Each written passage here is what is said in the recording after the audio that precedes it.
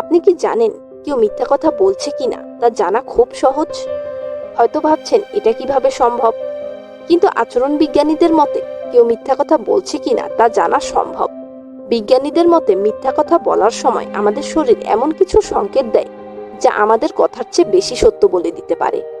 তাই আজকের ভিডিওতে আমরা জানব মিথ্যা কথা বলার সময় দেখা যায় এমন 5টি আচরণগত সূক্ষ্ম লক্ষণ যা হয়তো এতদিন আপনার চোখ এড়িয়ে গেছে। তো ভিডিওটি না টেনে পুরো দেখুন, কেননা আজকের ভিডিও আপনার জন্য অনেক হেল্পফুল হতে যাচ্ছে।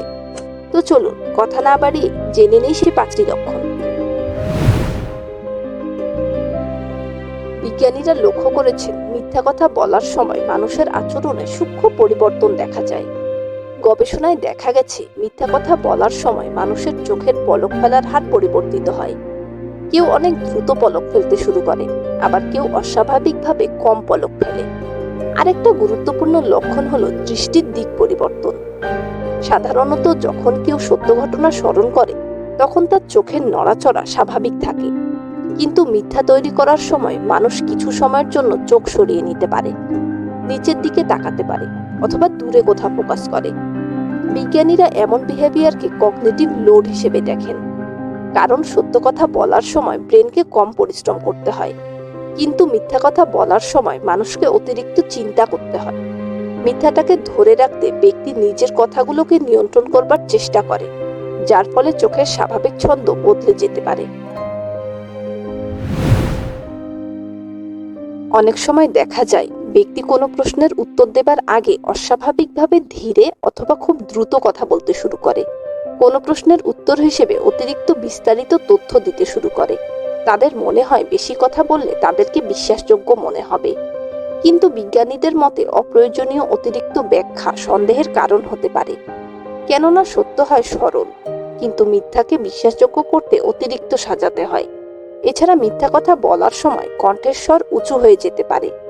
গবেষণায় দেখা গেছে যে মিথ্যা বলার সময় উদ্বেগ বাড়ে, ফলে মানুষের স্বরযন্ত্রের চাপ পড়ে এবং কণ্ঠের স্বর সামান্য বেড়ে যায়। কণ্ঠস্বরের পরিবর্তনও অনেক সময় সত্য মিথ্যার তুলনা করতে গুরুত্বপূর্ণ ইঙ্গিত দিতে পারে। মিথ্যা কথা বলার সময় শরীর প্রায় এমন কিছু সংকেত দেয় যা মানুষ ইচ্ছা করেও পুরোপুরি নিয়ন্ত্রণ করতে পারে না। বিজ্ঞানীরা একে ননভার্বাল লিকেজ বলেন, অর্থাৎ ব্যক্তি যা মুখে বলে শরীর তার বিপরীত সংকেত দেয়। মিথ্যা কথা বলার সময় ব্যক্তি কখনো কখনো নিজের নাক, কান, মুখ কিংবা গলায় স্পর্শ করতে থাকে। কেউ মুখে বারবার হাত দেয়, কেউ হাত পকেটে ঢুকিয়ে রাখে বা 2 হাত শক্ত করে বেঁধে রাখে। আবার কেউ কেউ দ্রুত পা নাড়াতে থাকে। কখনো কখনো কেউ কেউ অতিরিক্ত স্থির হয়ে যায়, অর্থাৎ কোনো নড়াচড়াই করে না।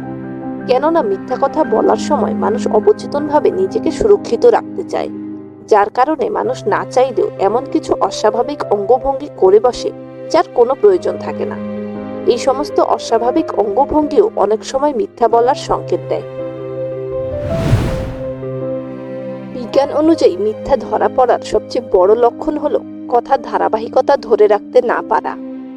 সত্য ঘটনা সাধারণত মানুষের স্মৃতিতে বাস্তব অভিজ্ঞতা হিসেবে থাকে, কিন্তু মিথ্যা হলো তৈরি করা তথ্য। দীর্ঘ সময় ধরে একই মিথ্যাকে বজায় রাখা মানুষের জন্য কঠিন হয়ে যায়। উদাহরণ হিসেবে বলা যায়, হয়তো কেউ বলতে পারে কোনো ঘটনা দুপুরে ঘটেছে যখন সে তার বন্ধুদের সাথে ছিল, আবার পরে বলতে পারে তার ঠিকমতো মনে নেই, হয়তো ঘটনাটি বিকেলে ঘটেছে যখন সে একা ছিল। মিথ্যা বলার সময় ব্যক্তি ইচ্ছাকৃতভাবে অস্পষ্ট থাকতে চায় যাতে ধরা না পড়ে। তবে কিছু মানুষ রয়েছে যারা অতিরিক্ত নিখুঁত গল্প বানায়। বিজ্ঞানীদের মতে একটি গল্প খুব বেশি পারফেক্ট শোনালে সেটাও প্রশ্নের কারণ হতে পারে। মিথ্যা কথা বলার সময় মানুষ কথোপকথনের নিয়ন্ত্রণ নিজের হাতে রাখতে চায়, কেননা তারা ভয় পায় যে হঠাৎ তার মিথ্যা ধরা পড়ে যেতে পারে, তাই তারা প্রতিরক্ষামূলক আচরণ করে।